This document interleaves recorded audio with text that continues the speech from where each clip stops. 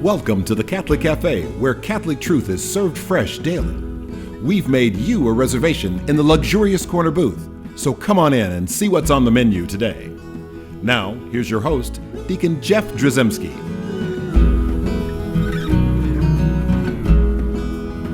Greetings and welcome to the Catholic Cafe. I'm Deacon Jeff, sitting in the luxurious corner booth of the Catholic Cafe, and I've got my buddy Venerable Tom Dorian here, waiting on that miracle. Yes. And so excited to have you here. Thank you. Tom, but It's good to be here. We're missing Sam. We are. A lot of people don't realize this about Sam, that he actually loves cats.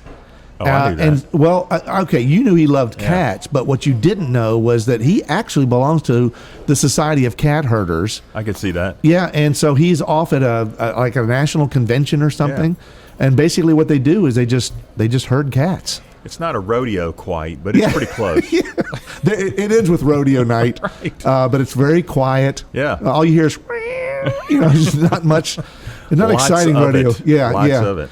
Anyway, we wish him well, and he'll be back, I'm sure, soon.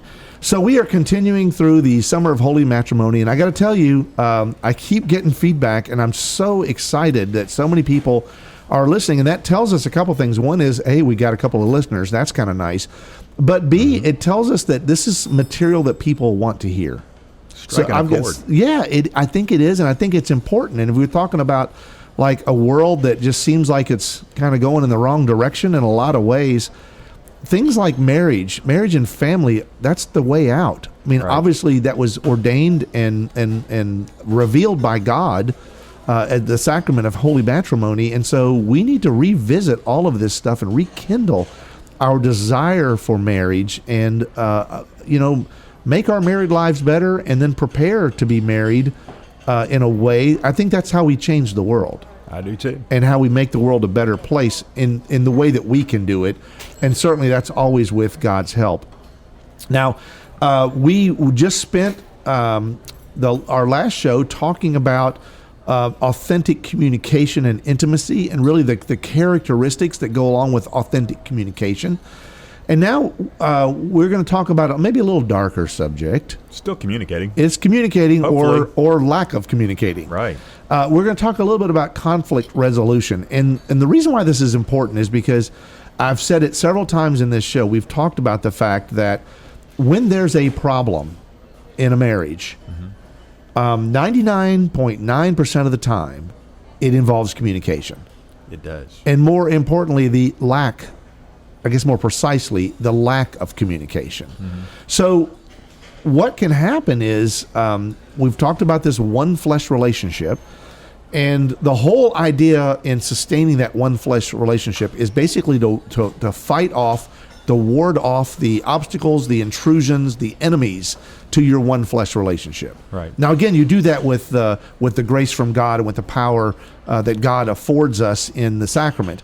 And so it's not us necessarily fighting evil, but we're in the battle. Right. We're on the battlefield. And so anything that works against the one flesh becomes a problem. So when we have a conflict, and let me tell you something, folks, a lot of people think like, with marital bliss, it's just awesome. Everything is wonderful. You know what? We don't fight.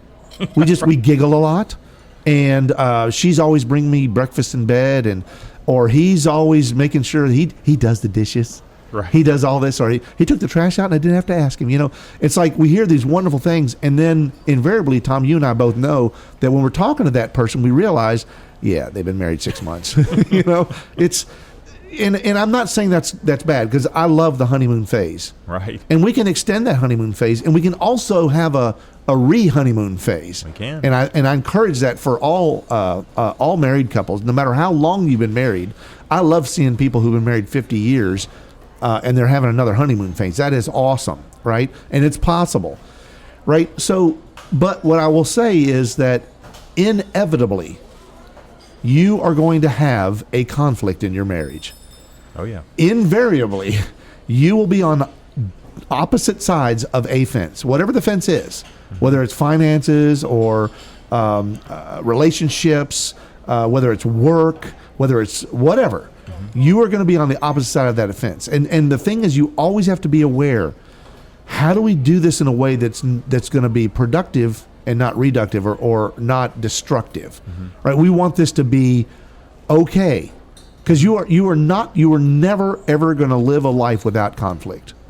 Now I can say, I love Beth so much. Hi, Beth. I know she's listening, and I love her so much. And I myself have had to work over years making sure that my pride didn't get in the way. And I find that we have fewer really bad arguments. We've had some doozies. They were all her fault, but I won't tell her that. Of course. No, I'm kidding, because the honest truth is, in hindsight, I look in the mirror and go like, oh wait, I'm the one who's, oh goodness gracious, I'm so sorry. But the reality is, we've had fewer of those as time has progressed, and I think it's because of what we're getting ready to talk about today. I think it's because of like this conflict resolution, this idea that conflict is going to happen. Sometimes it's necessary, sometimes it's okay, sometimes it's good. But the reality is, it can become an enemy to the one flesh if you don't watch out. And so here's some things we're going to give you. Now, we like to do top 10 things here. We've done them for years. We've had top 10 lists. This is not really a top 10 list, but there happen to be, there's 11 things. Yeah, it's pretty close. that we came up with, and there's probably more. So I want to be clear, there are more. So a couple things to just to say again, you will have conflicts. And then also, we always have to recognize that people have different love languages. People have different ways of expressing things, of saying things. They have a different way or different desires. If you were to ask them, like, what is love or what is it? They'll have different answers. So we have different types of people. We have all those, that we've got the 5 love languages. We've got the Myers-Briggs, stuff. We got all these different things, and we have the a melancholic and choleric and whatever. We have all these different ways to identify and put people in boxes, which is not necessarily a good thing. But it does tell us that people react in different ways, and not to assume. Tom, I imagine that when you say something, Cindy always understands exactly what you mean. Always. Yeah. Always. Yeah, you live in that fantasy world. I'm a phenomenal communicator. I'm sure you are. You are a phenomenal communicator. The reality is, people are different, especially husbands and wives, right? Yeah, We've talked about that we are complementary and all these things. A lot different. Yes, exactly right. And we are equal but different, right? So keep those things in mind. So here's some things I think that will help when the conflicts start happening, or as conflicts kind of unfold before they get too bad. Okay, so number 1 on our list is listen. Now, when I say listen, I mean really listen, right? A lot of people don't understand what that means. Like, oh, I listened. I heard her. She's screaming at me. It's like, you're not listening. You are not listening to what she is saying, or vice versa, right? Yeah, we talked about it. Did you stop and listen? Because here's what I'm guilty of. I am guilty of when someone's talking to me, and let's just say it's a spirited, passionate conversation. I'm a strong believer in what I'm saying right now, and the other person is as well. And we're having a conversation. I am so easily drawn into this thing where I've said my mic drop moment. I've said my great thing. And then they come back with something else, and they've got something to say. And I'm not actually listening to what they're saying, because I'm actually thinking about, how am I going to top that last thing I said? Where am I going to take this next? I'm having a conversation in my head that's not happening outside. It's more of a chess match for you. Exactly. So I'm manipulating, right? That's not listening. Listening is actually going, what are they trying to say? And so one of the things you can do is you can say, okay, so you just said this. You repeat it back to them. It's like, if I'm hearing you correctly, are you saying this? So that tells them that you've listened to what they've said, right? You may not agree. You may say, is this what you're saying? And they say, yes, that's what I'm saying. You've got that. And say, well, here's why I disagree with it. Or here's something else to consider. That's a way better conversation than you not listening to what they're saying. Yeah, thinking of your next mic drop. 100%. And that's one of the bad things social media has done for us, I think, is there's a lot of mic drops. I mean, there's some damaged mics out there. Because we've been dropping them left and right. Yeah. So the second thing on our list is, be honest, but don't get personal. Now, this one's important because I think a lot of people, it's good to always tell the truth, right? It's always good to say what is true. But you can do a lot of long-term damage, right? When you start using words like mean and selfish and childish, hateful, stupid, right? You know, when you say things like that, you need to keep that to yourself, because that's an irrational proclamation that in that moment it may be something hateful that person said. But when you say they're hateful, I mean, those are the words that wound and they cut deep into a person. And so you don't want to be personal attack. So if someone is being hateful to you, try to disarm a little bit and try to reason and talk through it, but don't do that where you are accusing them and basically emotionally defining them. Right. That's not a good thing to do. Next on our list is don't go to bed angry. Now you've heard this. It's a bumper sticker. That's hard to do. It is hard to do. You got to work at it. Actually, all of this is hard to do. It's going to be harder and some of these will be harder to do than others, right? For different people, right? Everyone's going to have their one, like, I ain't doing that. Right. I like their top 10 list, not top 11. I ain't doing number 11. I ain't doing that. But anyway, don't go to bed angry. And one of the things about that is, it's common because it's true. It really is. And really, it's one of those things where, it's okay to take some time. Sometimes you need time away. Sometimes something made you so angry, so upset, it's not going to do anybody any good to talk about it right now. So maybe I need to just blow off some steam. I need to go somewhere. I need to relax or something and just clear my mind for 2 hours or something. But the reality is doing that overnight is a problem. And the reason why it's a problem is because one person's going to forget and the other person's not, and they're going to be madder. And it's going to be a whale of a time the next day, right? It's not going to be good. And also, you didn't resolve the conflict. You didn't get to the point where you guys were together, right?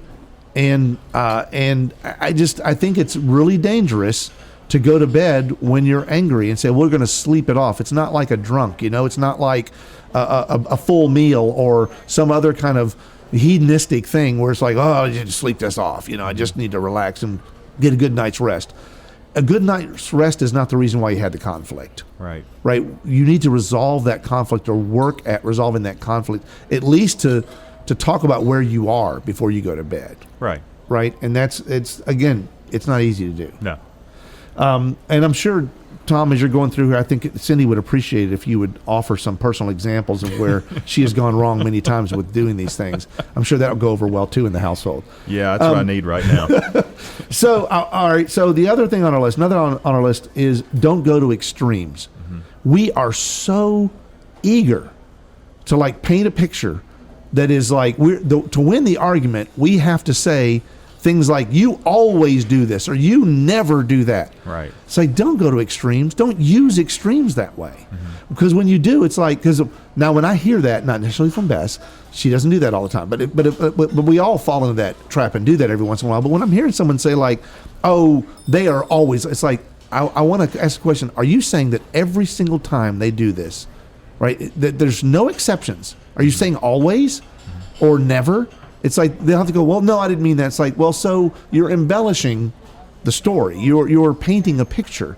Well, that becomes, again, manipulative. You're trying to sway the opinion of the judges, right, by giving what seems to be something, to win your argument or win your fight.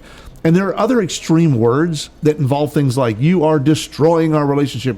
You're killing us. This is devastating. You're ruining, wrecking, right? How many times have you heard in politics, oh, the Republicans or the Democrats, they're imploding. They're caving in on themselves. And this is horrible. They're off the rails. And you hear that stuff. And it's like, if every day somebody is off the rails, then they never were on the rails. And it's like, stop with the extremes. Dial it down and be more reasonable in your assessments. And I think then the conflict is going to be easier to resolve in that setting. Okay. So there's a lot of people that, we don't like the silent treatment. No one likes the silent treatment, but it happens a lot more often than, I'm not going to say anything. I'm going to wait for them to apologize. I'm not going to say a word, right? And I actually think that the silent treatment is mistreatment. I think the silent treatment is used as a weapon. How is it used as a weapon? It's used as a weapon to make the other person filled with shame and guilt, right? And also, here's the cool understanding about the silent treatment, the thing that people need to understand. Silence is the opposite of communication, right? So it's really, really bad when you're communicating and you are electing, when there is a problem, when you're electing not to use words. Now, we've talked about the fact that you can have intimacy and communication without words, but with actions. But the reality is, in a conflict, right, when you are arguing, you're not usually arguing with actions, right? You are literally, there's an issue that needs to be discussed. Silent treatment is the opposite. You're not discussing. Right? And so again, we got to avoid the weaponry, right? Take that out of your arsenal. Okay, so here's the next one, and this is probably really easy for you, Tom, and that is to admit when you are wrong. Totally easy for me. Is it? No. I don't think that's easy for anyone, do you? No, it's not. It really isn't. It's like the first and greatest sin is the sin of pride. Right. It's of all the deadly sins, the 7 deadly sins, it's the first one. And it's like the reality is we just don't like admitting when we're wrong. And the sooner when you recognize you're wrong, now sometimes we don't recognize we're wrong. That's why we do those other things. We listen. We're not getting emotional. We're not getting personal. Like we're not going to bed angry. We're discussing this, right? We're not using extremes, and we're not silent about it. So we're talking about it. So if you're actually listening in this way, then you're going to discover at some point in time if you're wrong or not. Right. And when you recognize that you are wrong or that you have a part to play in the wrongness, maybe you're not totally wrong. Maybe there's blame on both sides. But the reality is, as soon as you admit it, it de-escalates. Totally. It de-escalates. It's like, a couple times where I felt like I was still right, and I'm sure Bess has done the same thing with me. We'll probably talk about when she hears this. Is like, I'll say like, you know what? I am so sorry. I did not intend for this to get to this level at this point. And for my part in that, I apologize, please. And I'll tell, just the other day, I said something, kind of mean. We were in the car, we were driving. It's like, you know what? I was having a low blood sugar moment. And it's like, I let that get the better of me. And I just like, I got cranky for a second. And it's like, or they call it hangry. Yeah. Oh, yeah. And I needed a Snickers or whatever at that moment. And so, that helps.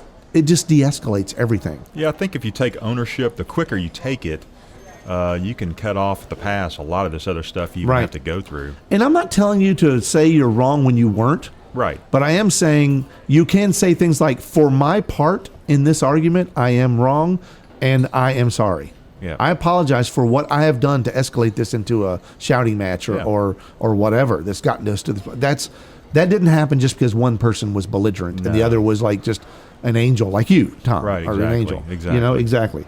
Okay, so another one Pray is for me. another expression you've heard, and maybe I'm showing my age, but tit for tat. You've heard that expression. I don't even know what the origin of it is, and I hope it's not something I've seen. But the point is, at the end of the day, doing something because somebody else did it doesn't make it right. Yeah, you're keeping score. Don't keep score. Because you did that, it does not give you license to do that as well, right? Or equal or even more, right, or less.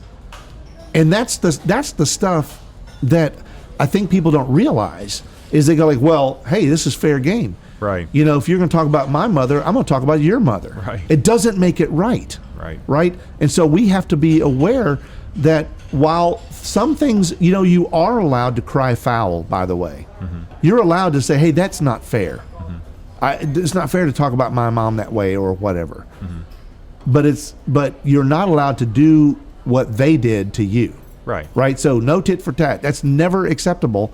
Because otherwise all it does is, it escalates. It just builds one after another. Because you still want to win the argument, right? So you're going to, it's like, well, the bully, you hit the bully, he's going to hit you back harder. It's pretty juvenile too when you think about it. It is. People don't want to think about the fact that they've been married for 50 years, but they're being juvenile. Right. Right. But the reality is we still have that little kid in us a lot of times. Another thing my mom used to say, and I've heard it said before, another thing of wisdom is counting to 3, right? there are wise things when you're getting ready to say something. Just take a breath and just actually let your lips actually touch each other. Don't like be perched like you're in the action pose, ready to pounce, right? That's not a good 3 seconds. But if you count to 3, or however long it is for you, maybe it's 10, but for me, it's 3. It's like, I'm getting ready to say something. Man, I want to say this right now. It's like, wait, 1, 2, 3. Now don't count out loud. Boom. Then say it. Count. Well, yeah. Here comes the boom. No, counting to 3. Don't count out loud. That defeats the purpose. That's like in your face. Like, I'm getting ready to bring something on you, but I'm going to go ahead and be the big person, and I'm going to count to 3. No, it really does help diffuse your emotions. It's amazing how passion works. Yep. You think passion works, it builds up and then it explodes. If you can take a deep breath, long enough to take a deep breath, a long, deep breath, the passion will quell. It really will. It's like it won't boil over. It's like turn the knob down on the stove and it's going to instantly react. The boiling water is going to instantly just calm down a little bit. Still be hot, but it's going to calm down. It's going to save you saying some things that you regret later, right? Yeah. And so you're going to be careful for that. And speaking of that, that's the next thing we're going to talk about. Don't say something you can't take back or undo. Man, there are lines you should never cross. There are things that and it's different for other people.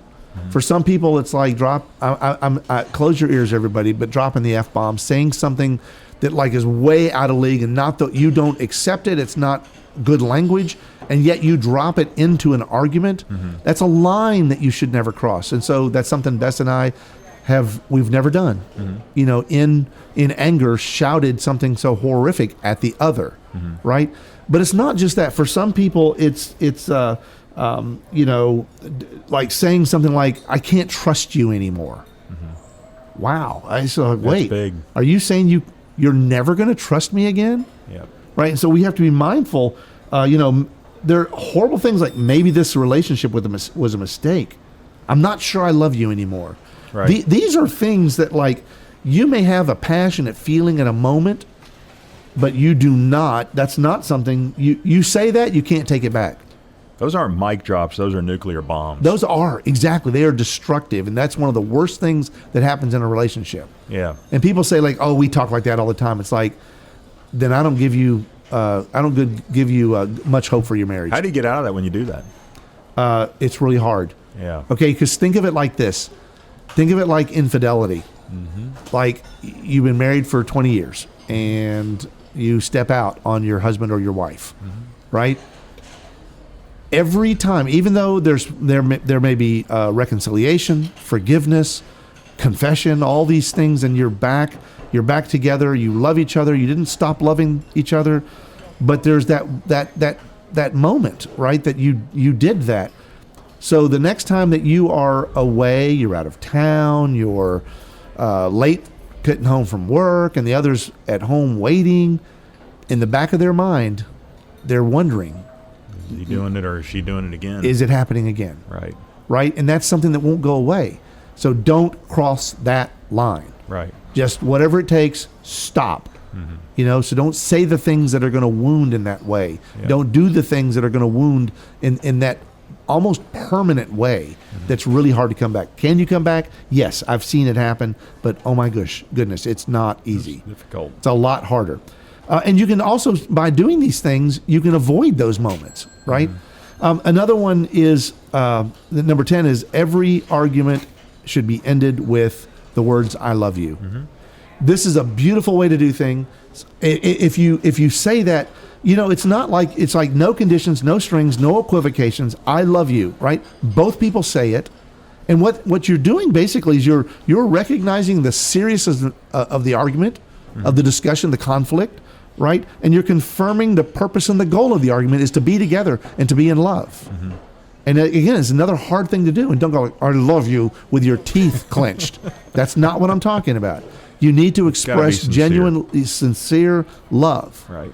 And that's a game changer when you start doing that thing. Number 11 really isn't one of its own, but because it doesn't happen every time. But there is a recognition that there are times when there's a need for professional help. Big proponent of that. There are people that their job is basically to sit and listen and maybe be a sounding board and maybe offer some advice, et cetera, et cetera. Be careful with who that is, but at the same time, it's not always something that just you and her or you and him can work out on your own, right? Because that's failed many, many, many times, right? There's I've seen a lot of train wrecks where it's like, y'all should have talked to somebody. Because I'm a big believer in talking with like another party, a third party, where like, well, what do you think about this? Am I wrong? I mean, online we see, am I the what? We see these kind of things where people are like, I just had this encounter. Am I the jerk in this situation? And it's like, you want to have a sounding board. And so that presumes that you want to know the truth. And sometimes you need to seek outside your relationship to be able to find that. Doesn't mean that every time you have an argument, we need professional help, and we're going to be paying $350 an hour, to this group to go and sit and work it out. But sometimes professional help is a good thing, right? So all of this stuff, this is really, really powerful stuff because communication is so stinking important, right? Remembering those watchwords of authentic communication and intimacy, right? The vulnerability, the trust, the honesty, the openness, and the listening. You remember those things, and then these conflict resolution things in before things get too bad and too rough, and things, I promise you, your one flesh relationship will be beautiful. Amen. Hail Mary, full of grace, the Lord is with thee. Blessed art thou among women, and blessed is the fruit of thy womb, Jesus. Holy Mary, Mother of God, pray for us sinners, now and at the hour of our death. Amen. Thanks for listening to The Catholic Cafe. If you'd like to contact Deacon Jeff, send him an email at deaconjeff@thecatholiccafe.com. Visit us on the web at thecatholiccafe.com. You can also find us on iTunes or follow us on Facebook and Twitter. The Catholic Cafe is brought to you by the Order of Malta, Federal Association. Join us again at the Catholic Cafe, serving up salvation one cup of coffee at a time.